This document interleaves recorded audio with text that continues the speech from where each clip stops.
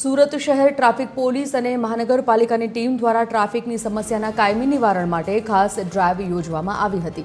આ ઝુંબેશ અંતર્ગત કતારગામ વેડ રોડ પર લાંબા સમયથી માથાનો દુખાવો બનેલા ગેરકાયદેસર લારી ગલ્લાના દબાણો દૂર કરવામાં આવ્યા।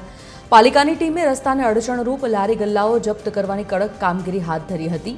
સાથે જ ટ્રાફિકના નિયમોનું ઉલ્લંઘન કરતા વાહન ચાલકો વિરુદ્ધ વ્યાપક વાહન ચેકિંગ હાથ ધરી કાયદેસરની કાર્યવાહી કરી। પોલીસ અને પાલિકાની આ સંયુક્ત કામગીરીથી વેડ રોડ પર ટ્રાફિકની ગંભીર સમસ્યામાંથી લોકોને મોટી રાહત મળશે।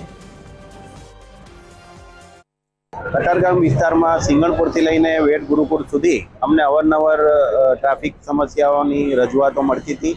એમાં મુખ્ય કારણ એમાં જે લારી ગલ્લાવાળા હોય છે તેમજ ફ્રૂટના ટેમ્પાવાળા, શાકભાજીવાળા વગેરે રોડ પર પોતાની ગાડીઓ અને લારીઓ ઊભી રાખી અને એને ખરીદી કરવા તેમજ નાસ્તો કરવા માટે કસ્ટમરો પણ પોતાનું વ્હીકલ લાવી અને આડેધડ પાર્ક કરી અને ટ્રાફિક જામ અને સમસ્યાઓ ઊભી કરતા હતા। સમગ્ર રૂટ પર આજે આ દબાણ હટાવવાની કામગીરી કરી છે। એમાં જેટલા અડચણરૂપ વ્હીકલો હતા, લારીઓ હતી, એ બધી જપ્ત કરવાની તેમજ વાહનો ડિટેન કરવાની કામગીરી કરવામાં આવી છે।